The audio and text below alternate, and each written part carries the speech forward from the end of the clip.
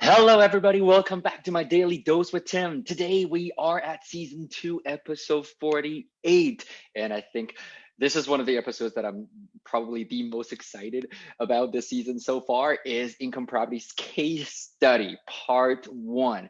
So what really gets me going is just real life scenarios because, I mean, we can learn and learn and learn. There's information everywhere. There's knowledge and people sharing stuff all over the place. However, when tire meets the road, that's when things get really excited. And that's when it's actually useful and practical. And we can learn whether or not we're making good investment decisions or not so good ones. And even if the opportunities are not great, how can we actually turn it into a great one? So let's do it.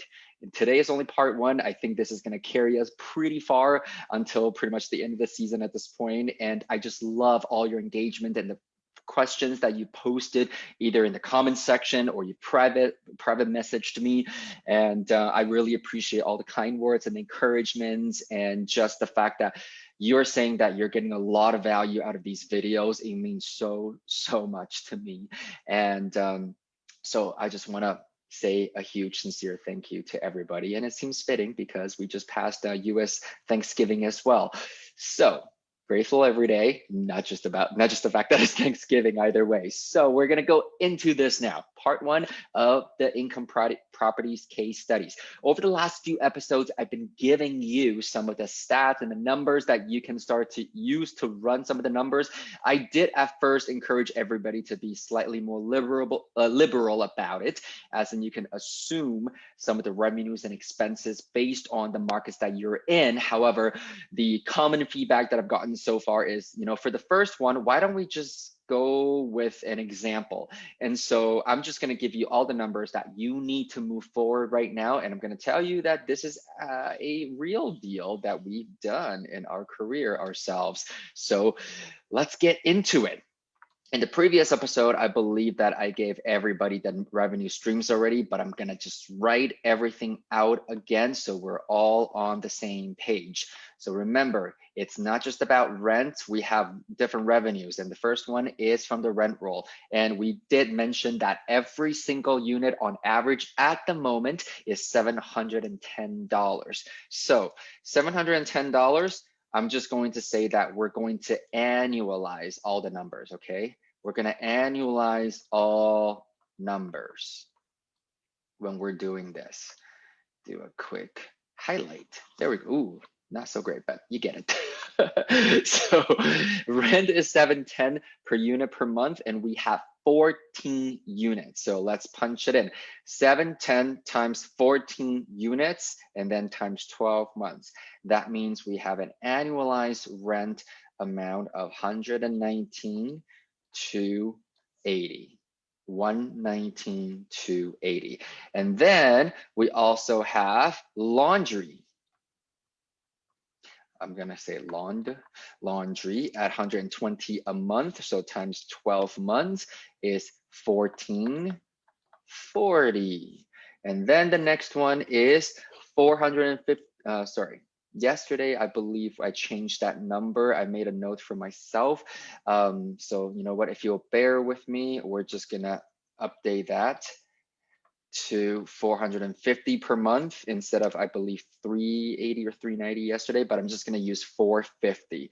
At first, I wanted to use a smaller number so that we can go into really brainstorming together later on how to increase that revenue. But I guess, I'm going to keep the numbers very close to what how our actual deal is performing, and we can still have that discussion later as well. So 450 per month times 12 months, that means a net revenue of 5,400. So all things included right now, let's say we have total annualized revenue of, and for those of you, okay, actually, let me write this down first. 126,120. I know not everybody has been able to catch up with the whole season or even going back to season 1 as well. Many of you have been asking about spreadsheets and whatnot, and you also know that I'm very big on the thought process, because to me, investing at the end of the day is based on that ability to critically think and analyze, a lot of times on the spot as well. And so if you do rely on a spreadsheet, that's totally fine too. However, we usually only share the spreadsheet with our investors when we are presenting the deals, or really just wanting to speed up on, when this number changes, how does it impact the other numbers and the results and all that kind of stuff. So a bit more scientific. However, when we're doing these sessions, and all my students know, when they come to a class that I'm teaching, or even during their mentorships that I'm doing with them, everything is done on pen and paper. Why? Because it is the thought process first and foremost that I want to drill down with you, because that is something that you can carry with you for the rest of your life. Whenever a deal pops up or an opportunity pops up, that you can analyze right off the bat. Okay, so that means we got an annualized revenue of 126, 120. Not so bad. I've had people tell me that they kind of look at this as having another person in the house making a six-figure income right off the bat. But just like having another person in the house making six-figure income, well, we have to now make sure that this person is taken care of as well. And so from an expenses perspective, this was something that I was asking everybody to be a bit more liberal on, and make some fair assumptions based on the markets that you are in or that you would like to be in. So it was a way to encourage you to do some market analysis and do some due diligence for yourself. However, let me just give you a set of numbers for demonstration's sake. But like I said earlier, this is actually one of the real deals that we've done as well a few years ago. So expenses, first thing first, well, the big brothers need to get paid for sure. So let me go to my little handwritten notes here, because I have to go and find that old spreadsheet and copy a few items. And so let's say this is 17,230. Yeah, hefty. Insurance, we're looking at 4150. Remember, we're not playing in the single family residential area anymore. This is a multi-unit residential. And then as a result, we also have a bigger water and sewage bills, depending on the city, the market that you are in. A lot of the times this may not actually come to you on a monthly basis. This can come to you on a semi-annual or annual basis from the city directly. In this case, regardless what the case is, we're doing annualized numbers anyway. So we're not dealing with billing frequencies and how they bill you, but just remember that for yourself, okay? We've had to learn that lesson the hard way. For example, a few days ago, I realized that I forgot to renew a registration for a few of our properties in the UK. And now we are looking at a fine for late registration because we did not get that bill in time. And so again, these lessons will continue to happen every time you go into new territory, but this is also why we share our stories with you, so you can be as diligent as you possibly can, so you don't have to incur these silly little expenses, okay?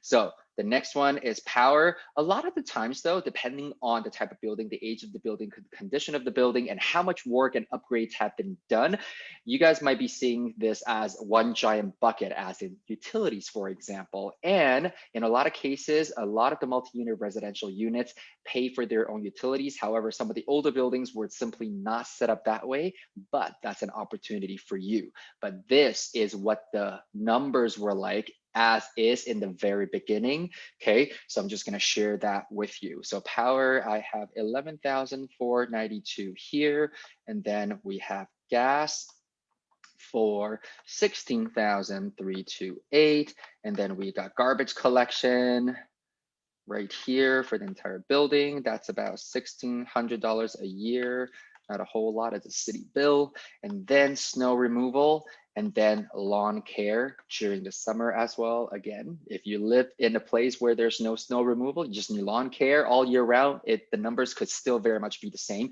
because what we do is we do an annual contract with bigger companies, especially when you can start having some scale, meaning you own a few different properties in the same market, and then you can negotiate. You have a much higher negotiation power because you have a much bigger spending power as well overall. So this works out to be $75 a month. So for example, if it gets very, very snowy one year and during a particular month, then it's still a flat fee. A lot of the times when we go into new markets when there's no scale, we will find local providers where it's done per contract or per shovel or per removal, depending on what you want to call it. And last but not least, in this particular case, is management at 8%. That's what the seller was currently paying it when we first took over as well. However, depending on where it is, this is one of the biggest pitfalls that most people forget. And I think I did an episode on this, on some of the common expenses that people tend to forget when they're running their numbers is property management. Yes, we got that percentage. However, depending on the province or the states or the municipality and the country that you live in, do you need to incur any sort of taxes? So in Canada, we have GST, we have PST, so one's federal, one's provincial, and we have also HST, homogenized. And I know in some countries you call them VAT as well, value added tax, or whatever sales tax you need to add on to it. Don't forget, okay? And so at this point, this is the numbers that we were given and we inherited when we first took over the property. Now, a lot of you guys are now all of a sudden looking at this going, well, hang on a second, that seems very incomplete. And you're absolutely right. So for us, before we go any further, we ourselves would actually do a maintenance and repair budget at the very least, okay, at 5% minimum. Okay, at 5% minimum. And so 5% of what? Usually any sort of percentage is the percentage against your total revenue as well. And last but not least is vacancy. So depending on the vacancy rate in the market that you are in, you can budget for 1%, even if you're in a 0 point something percent vacancy market, still budget at least, in my opinion, 3% minimum regardless. And usually we do 5%. And in some markets, if the general government ratings are at 5% or the local real estate board is telling you 5%, I probably budget for 6, 7, or even 8% in that case. So in this particular case, we're going to do 5% as well. Okay, so let's now do the quick math, and I'm going to convert these into actual numbers first. So let's do this. Okay, so 8% of gross revenue is 126,120 times 0.08%. And I'm just going to tell you that this property is located in the province that I live in, which only charges GST, which is a federal sales tax, so government sales tax of 5%. So whatever number that I get now, I add 5% tax on it. So this number turns out to be 10594.08. And then the next one, okay, the next one is, because this is repair and maintenance, you don't have to add taxes on it. So make it simple, 126,120 times 0.05, which is the 5%. So this means 6,306, and that also means from a vacancy perspective is 6,306.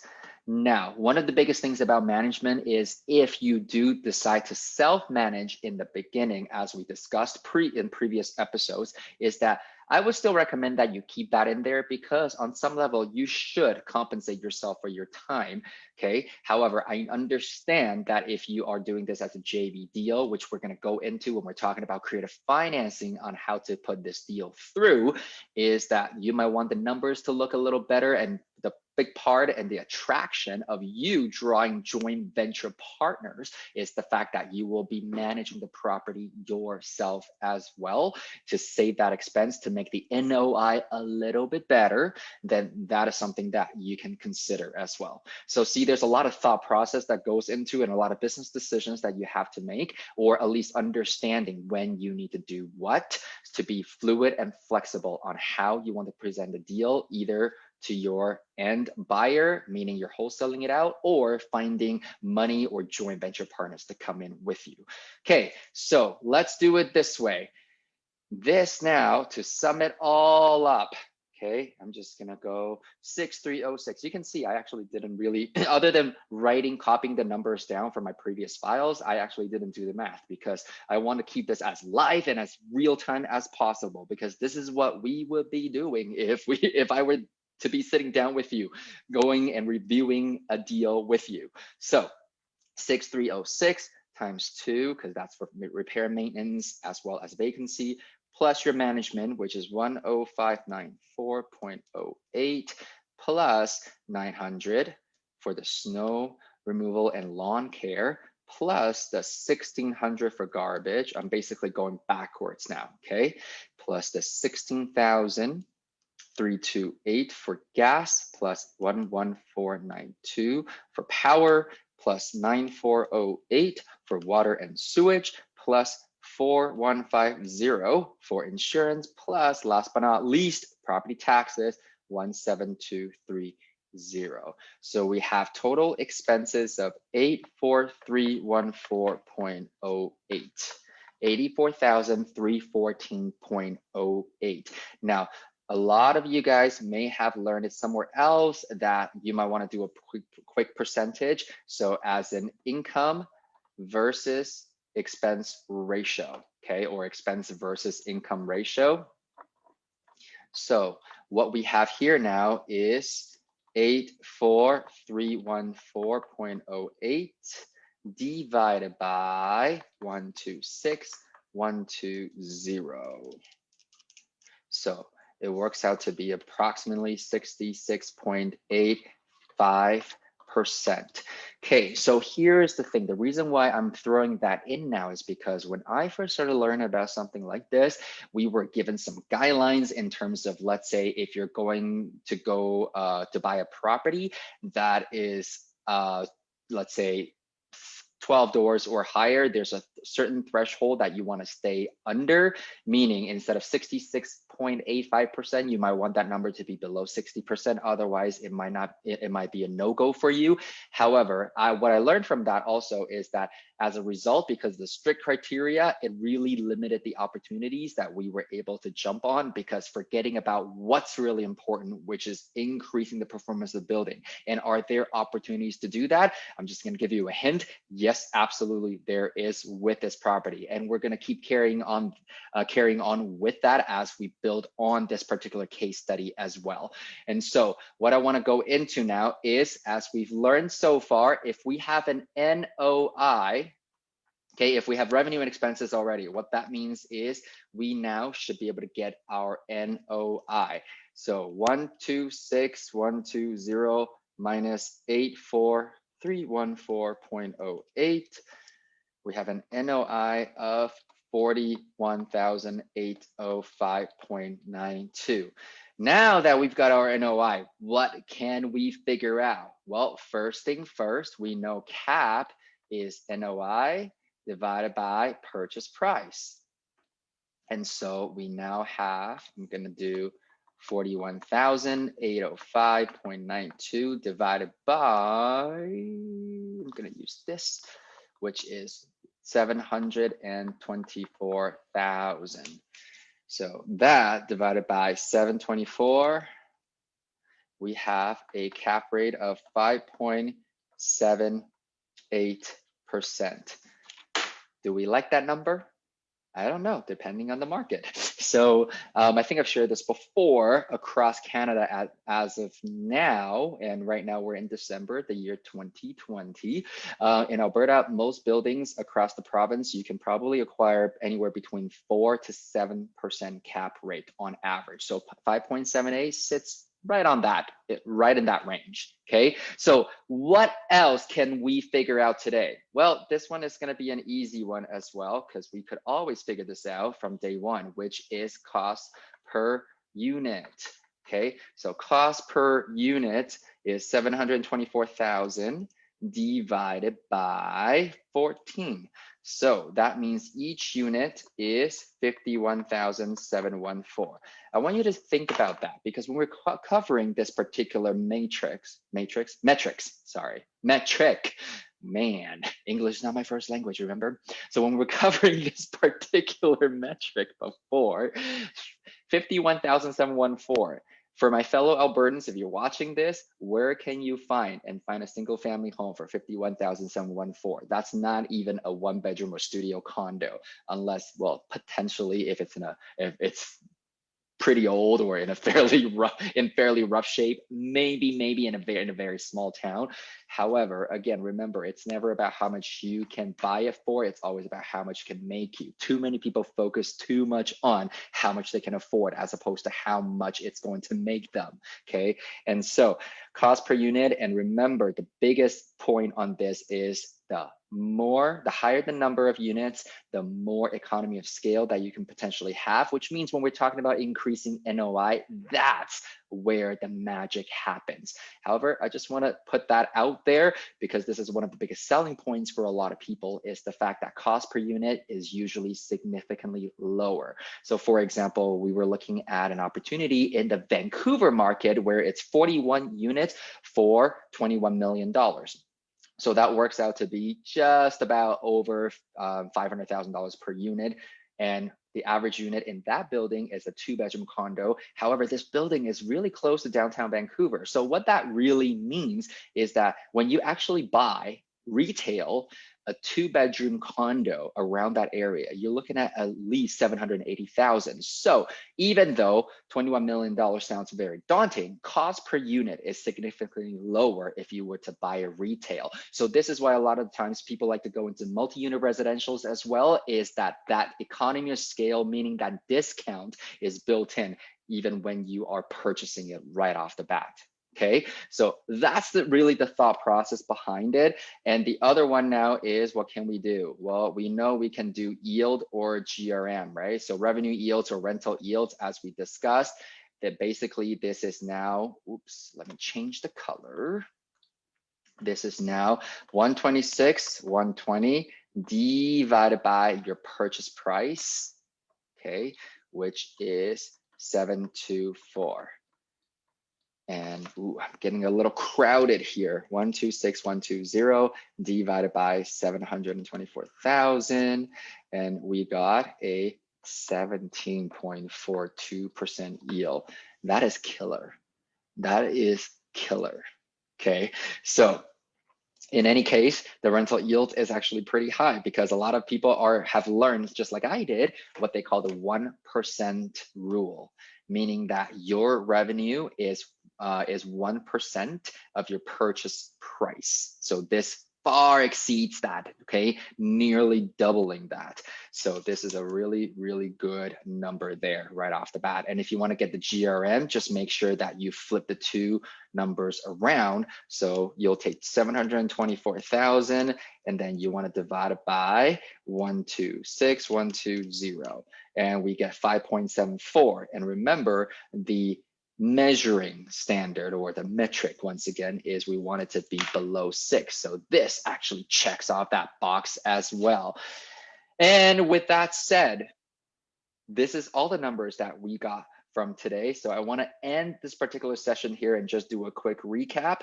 What we figured out was our total revenue and our total expenses. And as a result, we figured out our NOI. From NOI, we also figured out our cap.